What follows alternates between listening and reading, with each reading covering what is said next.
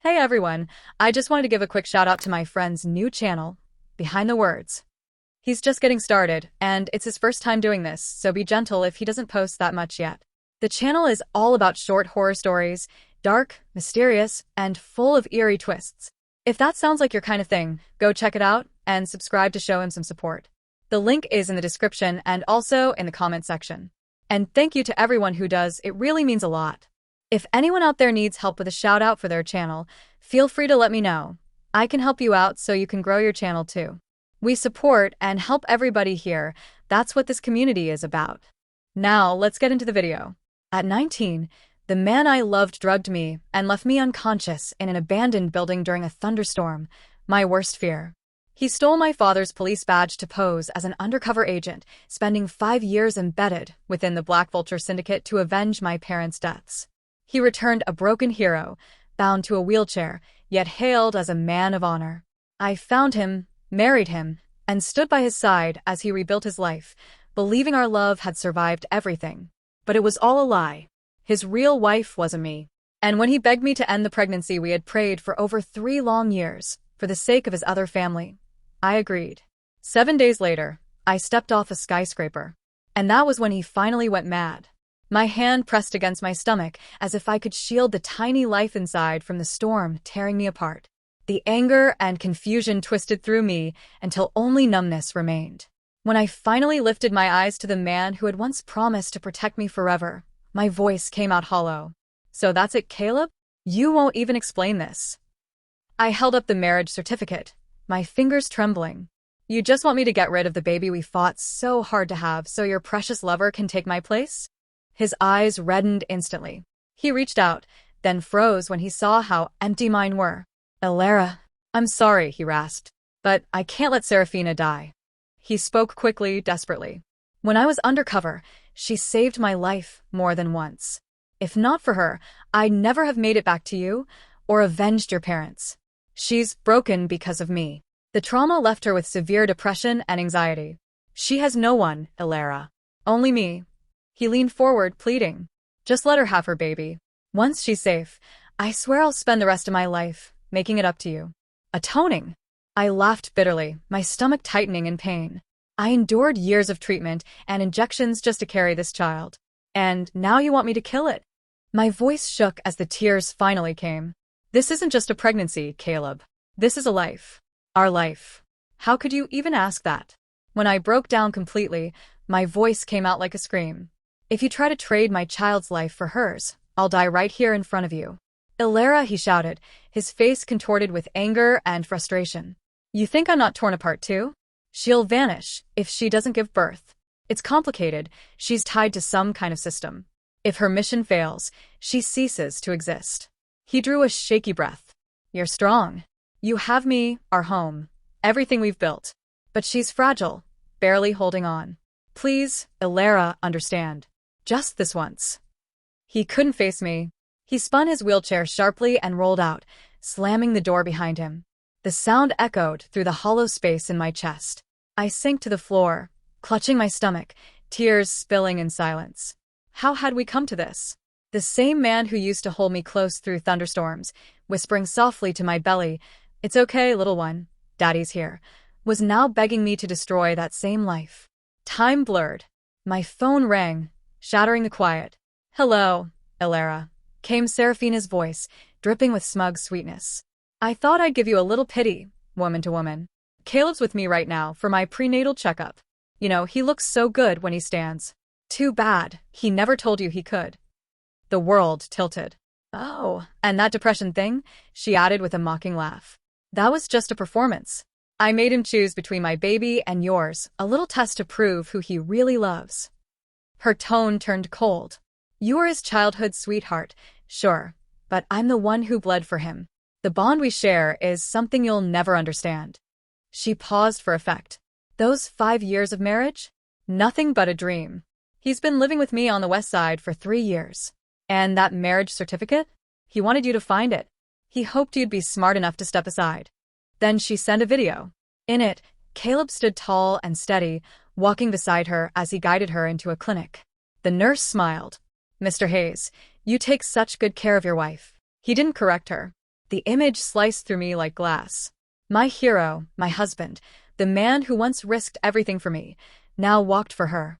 I grabbed my phone and called him, my voice eerily calm when he answered. "Caleb," I said softly. He must have heard the emptiness in my tone. "Alara, have you thought things through?" I looked down from the balcony at the glittering city below. "I'm standing outside," I whispered. "You have 20 minutes. A breath, then each word, steady and deliberate. "If you're not here by then, I'll jump. I'll take this child with me, and you'll never have to choose again." A desperate, animalistic cry erupted from the phone. "Alara, don't you dare move. Stay where you are. I'm on my way, please don't do this." I ended the call and stood still, letting the cold rain soak through my clothes until I could no longer tell where the tears ended and the storm began. Moments later, my phone buzzed. Serafina's name lit up the screen, her messages a blaze of fury. "You pathetic copycat. Trying to steal my suicide stunt? How original. You think you've won just because you made Caleb leave me alone at the hospital in this storm? You'll regret this, I swear it." My face didn't move. I took screenshots of the messages and sent them straight to Caleb. He needed to see the truth about the woman he was ready to destroy me for. 19 minutes later, tires screeched outside. Caleb didn't even bother with his wheelchair this time.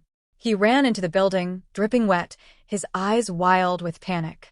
In seconds, he was at the balcony, dragging me back from the edge and crushing me against his chest. "Alara, please, I was wrong. Keep the baby. We'll keep the baby, just don't do this. Don't scare me like that again. I can't lose you, I can't." I pushed him off me, wiping the rain from my face. My voice came out flat, mechanical. "I came here to give you the divorce papers," I said. "But my lawyer told me I can't file them. Turns out, I haven't been your legal wife for 3 years. The color drained from his face. "So, let's just call it what it is, Caleb," I continued, calm but cutting. "We're done. I don't want you anymore." I looked him straight in the eyes.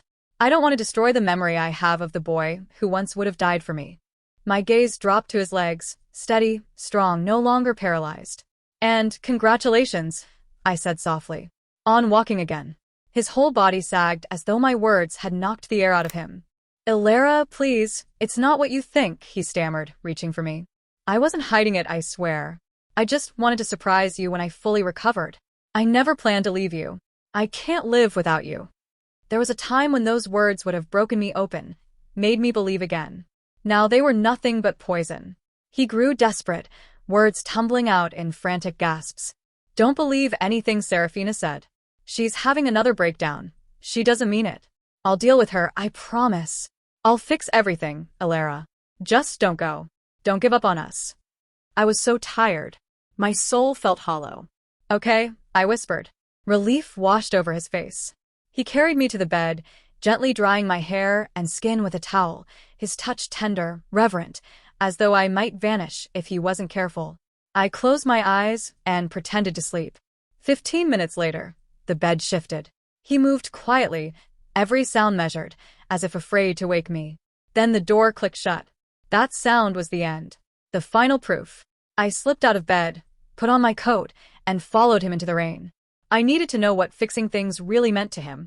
Through the storm, I tracked the glow of his taillights until I was about to call for a cab. That's when a dark van screeched to a stop beside me. A rough hand clamped over my mouth. A chemical stench burned my lungs. My vision blurred, the world fading. But before the darkness swallowed me, I saw them, just down the street.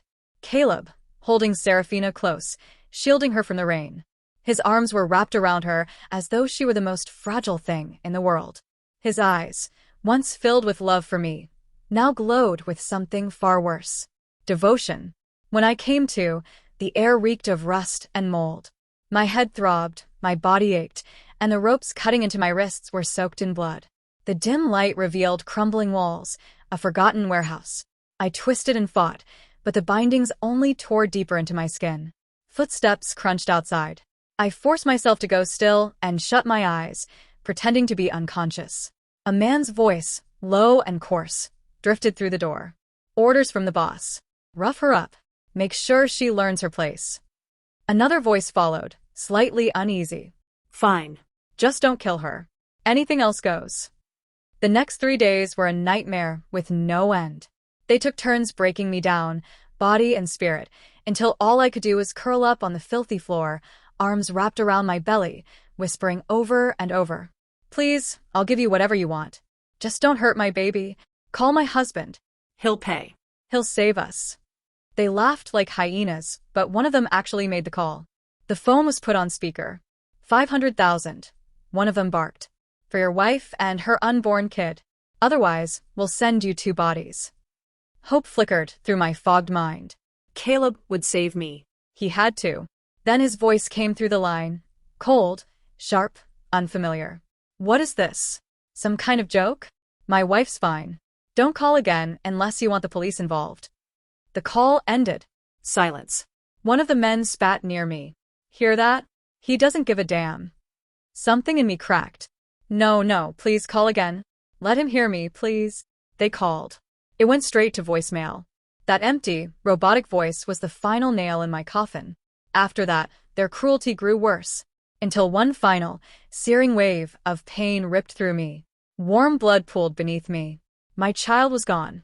One of them crouched beside me, felt for a pulse, then muttered a curse and left. At some point, hours, maybe days later, I forced my half-dead body to move. Crawling, dragging myself through mud and broken glass, I made my way back toward the only place I could think of, home.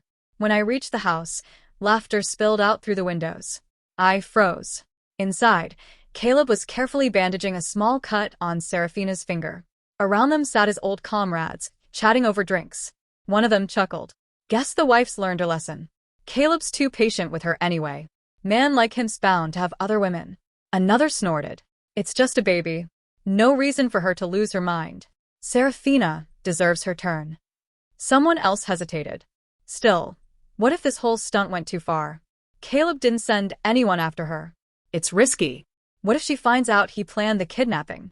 Relax, another replied. She's head over heels for him. Even if she learns the truth, she'll forgive him. She always does. Each word stabbed deeper, but I kept watching. Then Caleb's voice cut through the noise. That's enough.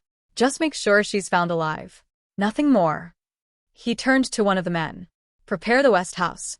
Cars, ceremony, everything. Serafina deserves a perfect wedding. And after tomorrow, bring Alara home, unharmed. Someone asked quietly, You really think you can love 2 women, Caleb? Do you still love her? His answer was steady, almost gentle. Yes. More than my life. I'll spend the rest of my days making it up to her. My stomach turned. I clamped a shaking hand over my mouth to smother the sob clawing its way out, then stumbled backward, unseen, into the rain. The storm washed over me, mixing with the blood still clinging to my skin. I ran until my strength gave out, until I collapsed in front of my parents' graves.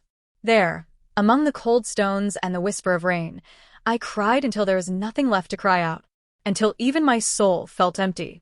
I woke up in the rain, lying in front of my parents' grave. My body was numb, but my heart felt even colder. My hands shook as I fished my phone from my pocket. The screen was cracked, but it still worked. I dialed a number I hadn't used in years. The call connected immediately. A calm, steady voice answered. It's me, Alara. My own voice came out rough, barely recognizable. Can you help me? There was silence on the other end before he replied with quiet certainty. Yes. Don't be afraid. I'll take care of everything. By the time I returned to the city, soaked and trembling, the whole world was already celebrating Caleb and Serafina's wedding. Every screen, every headline, was plastered with their faces. The billion-dollar fairy tale wedding of the year. I wore plain clothes, blending into the crowd like a ghost, and made my way to the observation tower across from their venue. The Spire. The place where Caleb had once dropped to one knee under a sky of glittering stars. The place where he had sworn to love me forever. Now, from below, I could see the glimmering party through the glass walls. Music, laughter, champagne, silk and jewels, all of it a cruel parody of the dreams we once shared. Caleb stood there, looking every inch the perfect groom. And beside him, Serafina wore my wedding dress, the design he had promised would belong to no one but me. Then I saw the sapphire pendant around her neck, my mother's final gift. The one Caleb said he would protect for me. Something in me snapped. I ran toward the hotel entrance, rainwater splashing around me. But before I could reach the doors, familiar hands grabbed me. The men who had kidnapped me before. Miss Thorne, one of them sneered. Mr. Hayes gave clear instructions. Don't ruin the wedding. I bit down hard on his hand. He screamed, and I broke free, running for the entrance again. But more of them surrounded me, blocking my way like an iron wall. From where I stood, I could see everything. Caleb placing the ring on Serafina's finger. The guests smiling, toasting, applauding. And I stopped fighting. I turned around and ran, not toward them, but toward the spire. I climbed to the top, step after step, until the city stretched endlessly beneath me. The wind roared in my ears as I turned on the building's broadcast microphone. The sharp whine of feedback silenced the music below. Heads turned, confusion rippled through the crowd. Caleb looked up. Our eyes met across the distance. His smile vanished. My voice echoed through the speakers, clear and cold. Caleb Hayes, congratulations on your wedding. I wish you and Serafina every happiness. But I hope you never forget what you did. I hope you remember the child I lost because of you. Caleb's face drained of color. He started running toward the tower, shouting my name. You thought I'd forgive you, didn't you? I said softly, almost smiling. Now it's my turn to make a bet. I'm betting my life that you'll never know peace again. Then I stepped forward, into the wind, leaving him frozen below as the crowd screamed. The second that broken, familiar voice echoed from the sky. Caleb's smile shattered. His world froze. He spun toward the tower across the plaza, eyes widening in horror as he spotted the small figure standing on the ledge. His pulse crashed in his ears. Elara. The name tore out of his throat like a wounded cry. In that instant, the guests, the music, even Serafina's trembling hand on his sleeve, none of it existed. He lunged through the crowd, shoving people aside, desperate to reach me. Caleb, wait. Serafina clung to his arm, her voice cracking under panic. You're imagining things. That's not her. Someone's trying to ruin our wedding. Her words hit nothing. He didn't even slow down. She grew frantic. If you walk away now, everything will fall apart. Don't leave me, Caleb. If you go, I'll die. But Caleb only heard my voice replaying in his mind, my calm farewell, my quiet curse about the life I lost because of him. Each word clawed at his chest until breathing hurt. Let go of me, he shouted, shaking her off. It's her. I know it's her. She'll do something reckless. Seeing his resolve crumble, Serafina yanked the diamond tiara from her hair and pressed the sharp metal against her throat. Blood welled instantly. Go ahead, then. Run to her. The moment you leave, I'll end it right here. We'll both die, and this wedding will turn into a funeral, she screamed, her voice shrill with hysteria. And yes, maybe it is Elara. But you know her, she never meant it before. She's just trying to pull you back in. Caleb froze for a breath too long. That hesitation was all it took for one of his hired men, the same one who had taken me before, to step forward, his face pale with fear. Mr. Hayes, he stammered. Please calm down. Miss Thorne's fine, I swear. She's at the safe house. My men are watching her. Someone must have faked that voice recording to embarrass you and Miss Serafina. Caleb's stare snapped to him, cold and feral. His mind twisted between the pleading woman at his feet, the figure on the tower, and the liar trembling before him. And for the first time, he truly didn't know what was real. With a guttural roar, Caleb struck the man across the chest, sending him sprawling. The sheer fury in his movement made the entire hall go still. Caleb, Serafina shrieked, digging the tiara's edge deeper until blood streaked her collarbone. I gave you everything. I risked my life for you. You can't abandon me now. Think of our baby. She collapsed to her knees, gripping his leg. Please. Wait until the ceremony's over. Then we'll look for her together. You'll kill me if you leave now. Caleb stared down at her, eyes dark and empty. His voice came out like gravel. Stop using guilt to control me, Serafina. I paid that debt long ago. His throat tightened. I gave you everything you asked for, but I won't gamble with her life. Before she could answer, a piercing scream erupted from outside. Then came a wave of horrified shouts. Someone jumped. Oh God, there's blood everywhere. It's a woman. She's unrecognizable. Her face. Oh, it's horrible. The words hit Caleb like a lightning strike. His heart seemed to stop, and for a moment, the entire world fell silent. Then blood rushed to his ears, followed by a violent cough that splattered crimson across Serafina's wedding gown. He staggered forward, his knees buckling. His once proud eyes were now hollow, his voice a ghost of itself. No, it can't be. Alara. He crawled across the marble floor like a man possessed, his shaking hands and blood-stained suit dragging behind him. The guests could only watch, frozen in disbelief, as the powerful CEO broke apart before their eyes. Outside, the storm raged. Caleb stumbled into the rain, falling to his knees beside the mangled shape on the pavement. The metallic scent of blood filled the air. "Alara," he whispered, his voice cracking, "please wake up." Just as his trembling fingers were about to touch the broken body, a dark green armored vehicle screeched to a halt, blocking him. Soldiers in combat gear poured out, moving in perfect formation. They lifted the body with professional precision and laid it on a stretcher. "Don't touch her. Give her back to me." Caleb roared, lunging forward, only to be slammed to the ground by two soldiers who pinned him in place. He thrashed helplessly, watching as the stretcher was carried toward the vehicle. "That's not her. You're wrong. That's not my Alara." Then a commanding voice cut through the chaos. A man stepped out of the vehicle, his eyes sharp as steel. "Leo." A medic approached, saluted, and spoke clearly. "Sir, preliminary identification confirms the victim as Alara Thorne, dependent of a fallen officer. No vital signs detected." As the soldiers lifted the stretcher into the armored truck, Caleb's eyes locked onto a pale, lifeless hand slipping over the edge. On one finger glimmered a simple ring, scuffed but familiar, the one he had placed on her hand years ago before her parents' grave, swearing to protect her forever. That single detail shattered the last illusion he had left. A guttural, broken scream tore through the storm. "No!" He lunged forward, breaking free from the soldiers restraining him. His body moved on instinct, fueled by panic and guilt. "Give her back. Please. I'll do anything. Just let me see her." Leo stepped between him and the vehicle, his stance unyielding. When Caleb's hand reached for the door, Leo struck, sending him sprawling to the pavement. Caleb hit the ground hard, coughing blood, his body folding under the impact. Leo's voice came low, sharp as steel. "On what right do you demand that body?" Caleb looked up, dazed. "As her husband?" Leo's tone dripped with scorn. "Your wife is still standing there in a wedding dress, isn't she?" He stepped closer, his words cutting through the air like blades. "You think this display of grief will absolve you? Tell me, wasn't it you who drove her to this end? Wasn't it your cruelty that ended her child's life? And that fall from the tower? Wasn't it your hands that pushed her over the edge?" Each accusation struck like thunder, stripping away every layer of denial until only naked guilt remained. Caleb's voice broke into hoarse sobs. "No, that's not true. I never wanted her to die. I just wanted to make things right. I thought I could make it up to her.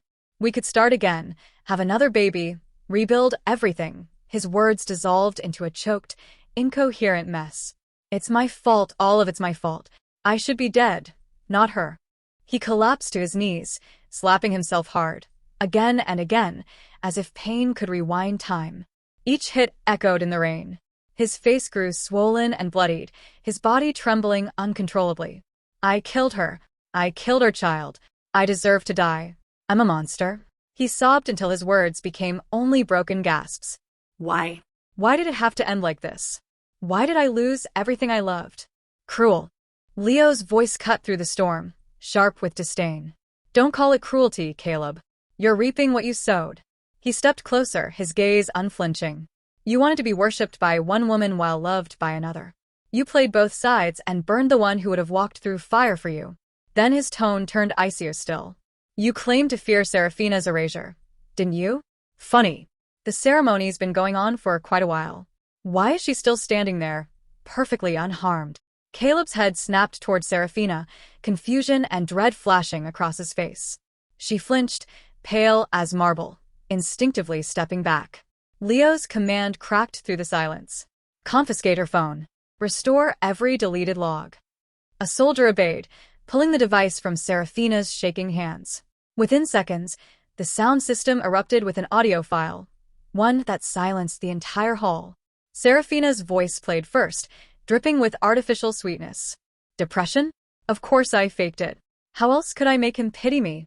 How else could I make him get rid of that parasite Alara's carrying?" A second voice asked, "Aren't you afraid he'll find out?" Serafina laughed, confident and cruel. "Afraid? Please. He worships me for saving his life. He believes anything I say." That erased by the system story? I made that up. I just wanted her gone for good. I'll be Mrs. Hayes, no matter what. The recording ended in a cold silence that crushed the air itself. Caleb's face twisted in disbelief, rage, and grief all at once. His scream ripped through the hall as he lunged for her. "Why, Serafina? Why would you do this? I trusted you. I destroyed everything for you, everything." She struggled in his grip, face contorted with rage and desperation. "Because I love you," she shrieked. "I loved you more than she ever did. Why couldn't you love me the same way? I wanted you to be mine, completely mine." At Leo's gesture, the kidnappers were dragged forward. A soldier pulled a camera from one man's pocket and connected it to the large projection screen behind the altar. The room went deathly still. Image after image appeared, grainy, cruel footage of Alara's final days. Bound, bruised, and broken. Whispering pleas no one heard. Protecting her stomach as if it might shield her baby. Then came the recording. Serafina's voice, icy and precise. "Keep her alive, but barely. And the child, get rid of it." The hall filled with gasps. No one dared to speak. Even the rain outside seemed to pause. Caleb sank to the floor, eyes fixed on the screen, horror washing over him in waves. His lips moved soundlessly, his breath hitching. Serafina tore the veil from her head, her face now twisted and wild. Yes. "I did it," she screamed. "But don't you dare pretend your hands are clean, Caleb Hayes." Her voice shook with hysterical fury. "The kidnapping, the torture, killing her child. It was my idea, but you agreed. You told them, just don't kill her. You made me believe I could win your love. You made me into this." Her laugh rang out, bitter, broken, and full of hatred. "You're no better than me. You're the real monster here. Shut up. Just shut up." Caleb's control finally snapped. Every ounce of sanity left in him went up in flames. He lunged at Serafina like a man possessed, his hands tightening around her throat. Her feet lifted off the ground, her lips parted in a silent gasp for air, yet she smiled. A twisted, triumphant smile that seemed to say, "See, you're no better than me. I'll kill you." Caleb roared, his voice raw and broken. "I'll kill you for what you did." His arms trembled with fury as guards shouted for him to stop, but he couldn't hear them anymore. The world had narrowed to the woman who had destroyed everything he had ever loved. Before he could choke the life out of her, Leo's cold voice sliced through the chaos. "Enough."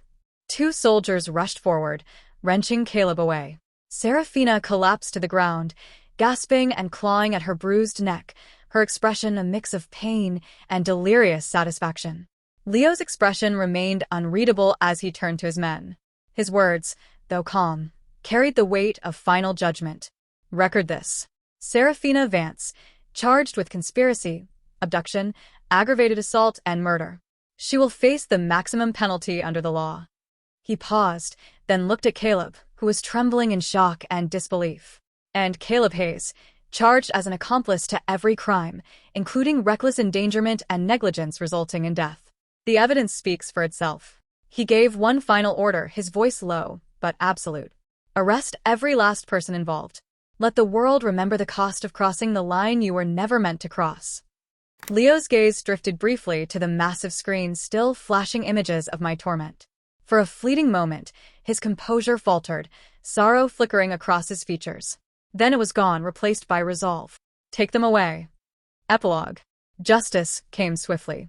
Under Leo's command, the courts moved without delay. Serafina was sentenced to life imprisonment. Even behind bars, she refused to accept reality, clinging to delusions that Caleb would one day save her. When she learned that he himself had been sentenced to 10 years, her mind finally broke.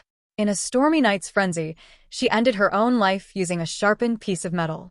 In her hand, they found the same simple ring Caleb had once given me, stolen, like everything else she ever touched. The men who had taken part in my abduction met their own ruin. Thanks to Leo's unrelenting pressure, they received severe sentences. Their fortunes evaporated, their power dissolved, and every empire they had built on cruelty crumbled to dust. As for me, Leo arranged for my quiet disappearance. A new identity, A new life. I moved overseas, cut my hair, and began studying jewelry design at an art academy. I poured my grief and strength into my creations, shaping light and pain into beauty. My designs gained recognition quickly, praised for their boldness and emotional depth. Years passed. A kind, steady man entered my life, the lawyer Leo had assigned to manage my affairs. He knew my past but never treated me as broken. With quiet patience, he helped me heal. We married, and soon, we had a daughter whose laughter filled the spaces in my heart I thought would stay empty forever. On her first birthday, I received a thick, unmarked envelope. Inside was a complete file compiled by Leo, detailing the final fates of every person who had once wronged me. I read none of it. I sealed it away in a drawer, turned, and held my child close. The past had already paid its price. Caleb served his sentence. When he was released, he was no longer the man I had once loved. The empire he'd built had vanished. He wandered like a ghost, spending his final years living beside my parents' graves, surviving on little more than guilt and rainwater. They said that during storms, he would kneel before their headstones, letting the rain wash over him as he struck his head against the stone, whispering my name through blood and tears. On anniversaries, he would take out a yellowed wedding dress, the one he had once made for me, and whisper to the air, "Elara, please just try it on one more time." I was wrong. Years later, I returned home briefly for business. While driving along a winding mountain road near the cemetery, I lost control of the car. It skidded toward the cliff edge. In that split second, a man with matted gray hair appeared out of nowhere. With his last burst of strength, he slammed into the front of the car, forcing it back to safety. The impact threw him violently to the ground. I stumbled out, dazed, to find him lying in a pool of blood, clutching that same old wedding dress. His dim eyes found mine, and for the first time in years, peace softened his face. "Elara," he whispered weakly, his voice fading. "This time, I protected you." And then he was gone. I stood over him, feeling no hatred, no grief, only quiet stillness. The wind swept through the mountains, carrying away the final remnants of love, pain, and obsession. I turned back to the road, got into my car, and drove toward a life that was finally, truly my own. The mountains were just mountains again, and I was finally free.